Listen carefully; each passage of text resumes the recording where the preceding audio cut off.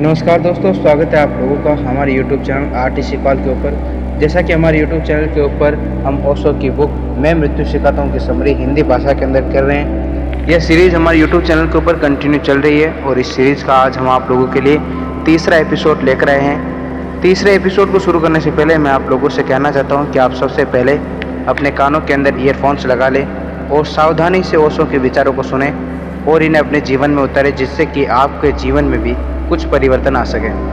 तो ओशो की बुक मैं मृत्यु सिखाता हूँ कि समरी हिंदी भाषा के अंदर हमारे YouTube चैनल के ऊपर इसकी पूरी कंटिन्यू सीरीज चल रही है। अगर आप लोगों ने पहले 2 एपिसोड नहीं देखे हैं तो उनके लिंक हम अपने डिस्क्रिप्शन बॉक्स के अंदर दे देंगे, आप वहाँ जाके उन एपिसोड्स को देख सकते हैं। और चलिए अब हम शुरू करते हैं अपने तीसरे एपिसोड को। कृष्ण ने अर्जुन से कहा, तू भयभीत मत हो, क्योंकि तू जिन्हें सामने खड़ा देख रहा है वे बहुत बार रहे हैं, पहले भी। तू भी था, मैं भी था, हम सब बहुत बार थे और हम सब बहुत बार होंगे। जगत में कुछ भी नष्ट नहीं होता है, इसलिए न मरने का डर न मारने का डर। सवाल है जीवन को जीने का, और जो मरने और मारने दोनों से डरते हैं वे जीवन की दृष्टि में एकदम नपुंसक और इम्पोर्टेंट हो जाते हैं। जो न मर सकता है और न मार सकता है वह जानता ही नहीं कि जो है वह न मारा जा सकता है न मरा जा सकता है। कैसी होगी वह दुनिया जिस दिन सारा जगत जानेगा भीतर से कि आत्मा अमर है। उस दिन मृत्यु का सारा भय विलीन हो जाएगा, उस दिन मरने का भय भी विलीन हो जाएगा, मारने की धमकी भी विलीन हो जाएगी, उस दिन युद्ध भी विलीन हो जाएंगे, उसके पहले नहीं। जब तक आदमी को लगता है कि मारा जा सकता है, मरा जा सकता हूँ, तब तक दुनिया युद्ध विलीन नहीं हो सकते। चाहे गांधी समझाए अहिंसा और चाहे बुद्ध और चाहे महावीर, चाहे सारी दुनिया में अहिंसा के कितने ही पाठ पढ़ाए जाएं, जब तक मनुष्य के भीतर से यह अनुभव पैदा नहीं होगा कि जो है वह अमृत है, तब तक दुनिया में युद्ध बंद नहीं हो सकते। वे जिनके हाथों में तलवारें दिखती हैं, ये मत समझ लेना कि वे बहुत बहादुर लोग हैं। तलवार सबूत है कि यह आदमी भीतर से डरपोक है, कायर है, कावर्ड है। चौरस्तों पर जिनकी मूर्तियां बनाते हैं तलवारें हाथ में लेकर, वे कायरों की मूर्ति है। बहादुर के हाथ में तलवार की कोई ज़रूरत नहीं, क्योंकि वह जानता है कि मरना और मारना दोनों बच्चों की बातें हैं। लेकिन एक अद्भुत प्रवचना आदमी पैदा करता है। जिन बातों को वह नहीं जानता है उन बातों को भी वह दिखाने की इस भांति कोशिश करता है कि जैसे हम जानते हैं भय के कारण भीतर है, भय भीतर भीतर वह जानता है कि मरना पड़ेगा। लोग रोज मर रहे हैं, भीतर वह देखता है कि दोहरा रहा है कि आत्मा अजर अमर है, और भीतर भी यह देखता है कि शरीर क्षीण हो रहा है, जवानी गई, बुढ़ापा आ रहा है। देखता है कि शरीर जा रहा है, लेकिन भीतर दोहरा रहा है कि आत्मा अजर अमर है। वह अपना विश्वास जुटाने की कोशिश कर रहा है, हिम्मत जुटाने की कोशिश कर रहा है कि मत घबराओ, मत घबराओ, मौत तो है लेकिन नहीं नहीं। ऋषि मुनि कहते हैं कि आत्मा अमर है। मौत से डरने वाले लोग ऐसे ऋषि मुनियों के आसपास इकट्ठे हो जाते हैं और भीड़ कर लेते हैं जो आत्मा की अमरता की बातें करते हैं। मैं यह नहीं कह रहा हूँ कि आत्मा अमर नहीं है, मैं यह कह रहा हूँ कि आत्मा की अमरता का सिद्धांत मौत से डरने वाले लोगों का सिद्धांत है। आत्मा की अमरता को जानना बिल्कुल दूसरी बात है, और यह भी ध्यान रहे कि आत्मा की अमरता को वे ही जान सकते हैं जो जीते भी मरने का प्रयोग कर लेते हैं। उसके अतिरिक्त कोई जानने का उपाय नहीं है, इसे थोड़ा समझ लेना जरूरी है। मौत से होता क्या है? प्राणों की सारी ऊर्जा बाहर फैली हुई है, विस्तरण है, वह वापस सिकुड़ती है, अपने केंद्र पर पहुंचती है। जो ऊर्जा प्राणों के सारे शरीर के कोने कोने तक फैली हुई है, वह सारी ऊर्जा वापस सिकुड़ती है, बीज में वापस लौटती है। जैसे एक दिए को हम मंदा कर जाएं, धीमा कर जाएं, तो फैला हुआ प्रकाश सिकुड़ जाएगा, अंधकार गिरने लगेगा, प्रकाश सिकुड़ कर फिर दिए के पास आ जाएगा। अगर हम और धीमा करते जाएं तो फिर प्रकाश बीज रूप में अनुरूप में निहित हो जाएगा, अंधकार घेर लेगा। प्राणों की जो ऊर्जा फैली हुई है जीवन की, वह सिकुड़ती है, वापस लौटती है अपने केंद्र पर, नई यात्रा के लिए फिर बीज बनती है, फिर अणु बनती है। यह जो सिकुड़ाव है, इसी सिकुड़ाव से इसी संकुचन से पता चलता है कि मैं मरा, क्योंकि जिसे मैं जीवन समझता था वह जा रहा है, सब छूट रहा है, हाथ पैर शिथिल होने लगे, श्वास खोने लगी, आंखों ने देखना बंद कर दिया, कानों ने सुनना बंद कर दिया। ये सारी इंद्रियां, ये सारा शरीर किसी ऊर्जा के साथ संयुक्त होने के कारण जीवंत था। ऊर्जा के वापस लौटने लगी है। देह तो मुर्दा है, वह फिर मुर्दा रह गई। घर का मालिक घर छोड़ने की तैयारी करने लगा है। घर उदास हो गया, निर्जन हो गया, लगता है कि मैं मरा। मृत्यु के इस क्षण में पता चलता है कि जा रहा हूँ, डूब रहा हूँ, समाप्त हो रहा हूँ, और इस घबराहट के कारण ही मैं मर रहा हूँ। इस चिंता और उदासी के कारण, इस पीड़ा, इस एग्विंस के कारण, ये एग्जाइटी कि मैं मर रहा हूँ, समाप्त हो रहा हूँ, ये इतनी ज़्यादा चिंता पैदा कर देती है मन में कि वह उस मृत्यु के अनुभव को भी जानने से वंचित रह जाता है। जानने के लिए चाहिए शांति, हो जाता है इतना अशांत कि मृत्यु को जान ही नहीं पाता है। बहुत बार हम मर चुके हैं, अनंत बार, लेकिन हम अभी तक मृत्यु को नहीं जान पाए, क्योंकि हर बार जब मरने की घड़ी आई है तब फिर हम इतने व्याकुल और बेचैन और परेशान हो गए हैं कि उस बेचैनी और परेशानी में कैसे जाना जा सकता है, कैसा ज्ञान। हर बार मौत आकर गुजर गई है हमारे आसपास से, लेकिन हम फिर भी अपरिचित रह गए हैं उससे। नहीं, मरने के इस क्षण में नहीं जाना जा सकता है मौत को, लेकिन आयोजित मौत हो सकती है। आयोजित मौत को ही ध्यान कहते हैं, योग कहते हैं, समाधि कहते हैं। समाधि का एक अर्थ है कि जो घटना मृत्यु में अपने आप घटती है, समाधि में साधक चेष्टा और प्रयास से सारे जीवन की ऊर्जा को सिकोड़ कर भीतर ले जाता है, जानते हुए निश्चित ही अशांत होने का कोई कारण नहीं है, क्योंकि वह प्रयोग कर रहा है भीतर ले जाने का, चेतना को सिकोड़ने का। वह शांत मन से चेतना को भीतर सिकोड़ता है। जो मौत करती है उसे वह खुद करता है, और इस शांति में वह जान पाता है कि जीवन ऊर्जा अलग बात है, शरीर अलग बात है। वह जो बल्ब जिससे बिजली प्रकट हो रही है अलग बात है, और वह जो बल्ब जिससे बिजली प्रकट नहीं हो रही है वह अलग बात है। बिजली सिकुड़ जाती है, बल्ब निर्जीव होकर पड़ा रह जाता है। शरीर बल्ब से ज़्यादा नहीं है।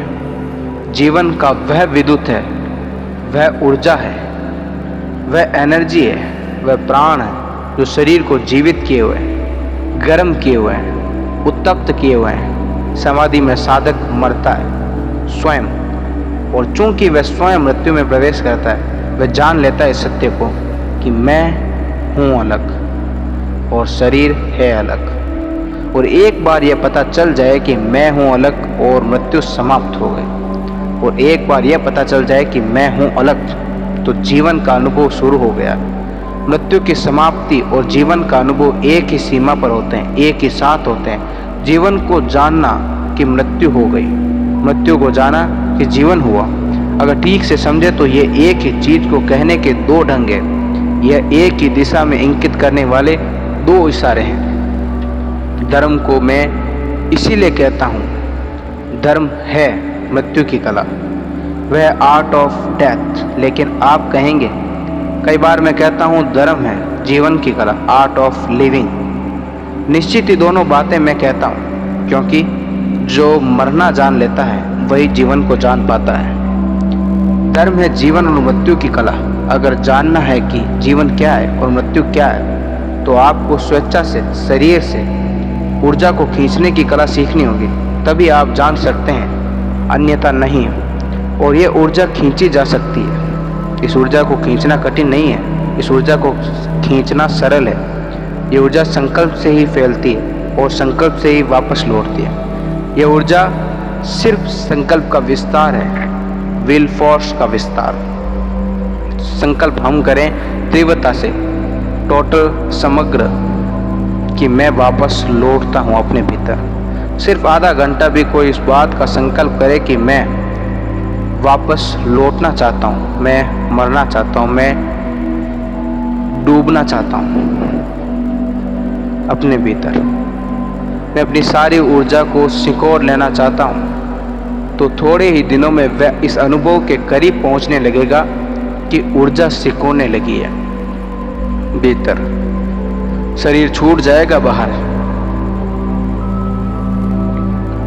एक 3 महीने का थोड़ा गहरा प्रयोग और आप शरीर अलग पड़ा है, इसे देख सकते हैं। अपना ही शरीर अलग पड़ा है, इसे देख सकते हैं। सबसे पहले तो भीतर से दिखाई पड़ेगा कि मैं अलग खड़ा हूँ भीतर, एक तेजस, एक ज्योति की तरह, और सारा शरीर भीतर से दिखाई पड़ जाता है जैसे कि यह भवन है। और फिर थोड़ी और हिम्मत जुटाई जाए तो वह और जीवंत ज्योति भीतर है, उसे बाहर भी लाया जा सकता है। और हम बाहर से देख सकते हैं कि शरीर अलग पड़ा है। एक अद्भुत अनुभव मुझे हुआ, वह कहूं अब तक उसे कभी कहा नहीं है। अचानक ख्याल आ गया तो कहता हूं। कुछ 17-18 साल पहले बहुत रात तक मैं एक वृक्ष के ऊपर बैठकर ध्यान करता था। ऐसा बार बार अनुभव हुआ कि जमीन पर बैठकर ध्यान करने पर शरीर बहुत प्रबल होता है। शरीर बनता है पृथ्वी से, और पृथ्वी पर बैठकर ध्यान करने से शरीर की शक्ति बहुत प्रबल होती है। वह जो ऊंचाइयों पर, हाइट्स पर, पहाड़ों पर और हिमालय पर जाने वाले योगियों की चर्चा है, वह कारण नहीं है, बहुत वैज्ञानिक है। जितनी पृथ्वी से दूरी बढ़ती है शरीर की, उतना ही शरीर तत्व का प्रभाव भीतर कम होता चला जाता है। तो एक बड़े पेड़ के ऊपर बैठकर मैं ध्यान करता था रोज रात। एक दिन ध्यान में कब कितना लीन हो गया मुझे पता ही नहीं चला, और कब शरीर वृक्ष से नीचे गिर गया वह मुझे पता नहीं। जब नीचे गिर पड़ा शरीर, तब मैंने चौंक कर देखा कि यह क्या हो गया है। मैं तो वृक्ष पर ही था और शरीर नीचे गिर गया। कैसा हुआ अनुभव कहना बहुत मुश्किल है। मैं तो वृक्ष पर ही बैठा था और शरीर नीचे गिर गया, और मुझे दिखाई पड़ रहा था कि वह नीचे गिर गया। सिर्फ एक रजत रज्जु, एक सिल्वर काई नाभि से मुझ तक जुड़ी हुई थी। एक अत्यंत चमकदार शुभ्र रेखा। कुछ भी समझ के बाहर था कि क्या होगा, कैसे वापस लौटूंगा, कितनी देर तक ये अवस्था रही होगी ये पता नहीं, लेकिन अपूर्व अनुभव था। शरीर के बाहर से पहली दफा देखा शरीर को, और शरीर उसी दिन से समाप्त हो गया। मौत उसी दिन से खत्म हो गई, क्योंकि एक और देह दिखाई पड़ी जो शरीर से भिन्न है। एक और सूक्ष्म शरीर का अनुभव हुआ।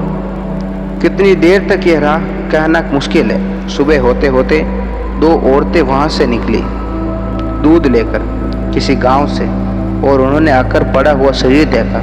वह भी मैं सब देख रहा था ऊपर से कि वह करीब आकर बैठ गई है, कोई मर गया है। और उन्होंने सिर पर हाथ रखा, और एक क्षण में जैसे तीव्र आकर्षण से मैं वापस अपने शरीर में आ गया और आँख खुल गई। तब एक दूसरा अनुभव भी हुआ। वह दूसरा अनुभव यह हुआ कि स्त्री पुरुष के शरीर में एक कीमिया और एक केमिकल चेंज पैदा कर सकती है, और पुरुष स्त्री के शरीर में केमिकल चेंज पैदा कर सकता है। यह भी ख्याल हुआ कि उस स्त्री का छोड़ना और मेरा वापस लौट आना ये कैसे हो गया।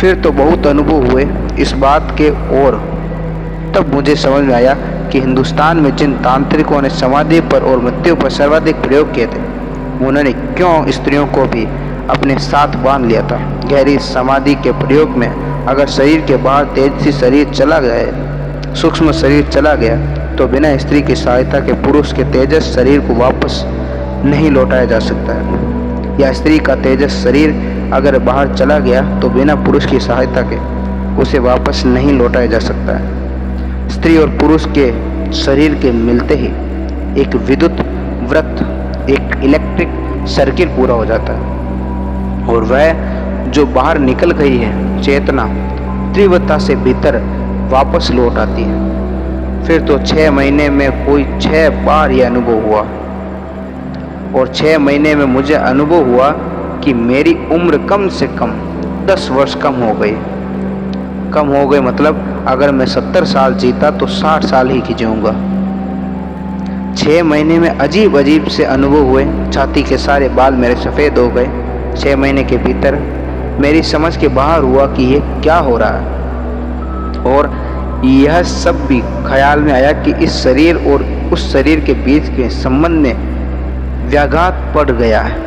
उन दोनों का जो तालमेल था वह टूट गया है।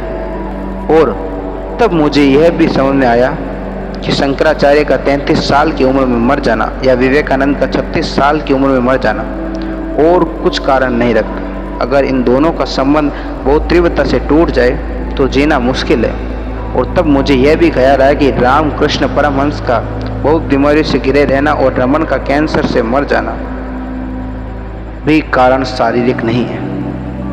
उस बीच के तालमेल का टूट जाना ही कारण है। लोग आमतौर से कहते हैं कि योगी बहुत स्वस्थ होते हैं, लेकिन सच्चाई बिल्कुल उल्टी है। सच्चाई आज तक यह है कि योगी हमेशा रुग्ण रहा है और कम उम्र में मरता है, और उसका कुल कारण इतना है कि इन दोनों शरीरों के बीच जो एडजस्टमेंट चाहिए, जो तालमेल चाहिए, उसमें विघ्न पड़ जाता है। जैसे एक बार शरीर बाहर हुआ, फिर ठीक से पूरी तरह कभी भी पूरी अवस्था में भीतर प्रविष्ट नहीं हो पाता, लेकिन उसकी कोई ज़रूरत भी नहीं रह जाती, उसका कोई प्रयोजन भी नहीं रह जाता, उसका कोई अर्थ भी नहीं रह जाता। संकल्प से भीतर खींची जा सकती है ऊर्जा, सिर्फ संकल्प से, सिर्फ यह धारणा, सिर्फ यह भावना कि मैं अंदर वापस लौट आऊँ, वापस लौट आऊँ, वापस लौट आऊँ। इसकी तीव्र पुकार, इसका तीव्र आंदोलन, पूरे प्राण इससे भर जाएं कि मैं भीतर वापस लौट आऊँ, मैं केंद्र पर वापस लौट आऊँ, मैं वापस लौट आऊँ, मैं वापस लौट आऊँ। इसकी इतनी तीव्र पुकार कि यह सारे कण कण में शरीर के गूंज जाए, श्वास श्वास को पकड़ ले। और किसी भी दिन यह घटना घट जाती है कि एक झटके के साथ आप भीतर पहुंच जाते हैं और पहली दफा फ्रॉम विद इन शरीर को देखते हैं। यह जो हजारों नाड़ियों की भांति बात की है योगों ने, वे फिजियोलॉजी को जानकर नहीं किए। शरीर शास्त्र से उसका कोई संबंध नहीं है। वे नाड़ियाँ जानी गई है भीतर से, और इसीलिए आज जब फिजियोलॉजी उन पर विचार नहीं करते हैं तो पाते हैं कि वे नाड़ियाँ कहाँ हैं। ये जो 7 चक्र बताए हैं, ये कहाँ हैं? वे कहीं भी नहीं है शरीर में। शरीर में वे कहीं भी नहीं है, क्योंकि शरीर को हम बाहर से जांच कर रहे हैं, वे कहीं भी नहीं मिलेंगे। एक और जांच है शरीर को भीतर से जानना, इनर फिजियोलॉजी। वह बहुत सटल फिजियोलॉजी है, वह बहुत सूक्ष्म शरीर शास्त्र है। वहाँ से जानने पर जो नाड़ियाँ जानी गई है और जो केंद्र जाने गए हैं, वे बिल्कुल अलग हैं। इस शरीर में खोजने से वे कहीं भी नहीं मिलेंगे। वे केंद्र शरीर और भीतर की आत्मा के कांटेक्ट फील्ड, जहाँ ये दोनों मिलते हैं, सबसे बड़ा कांटेक्ट फील्ड है, सबसे बड़ा संपर्क का स्थल नाभि है। इसलिए आपको ख्याल होगा कि अगर आप कार चला रहे हो और एकदम से एक्सीडेंट होने लगे तो सबसे पहले नाभि प्रभावित हो जाएगी, एकदम नाभि अस्त व्यस्त हो जाएगी, क्योंकि वहाँ से सबसे ज़्यादा गहरा उस आत्मा और इस शरीर के बीच संबंध का क्षेत्र है। वह सबसे पहले अस्त व्यस्त हो जाए मौत को देखकर।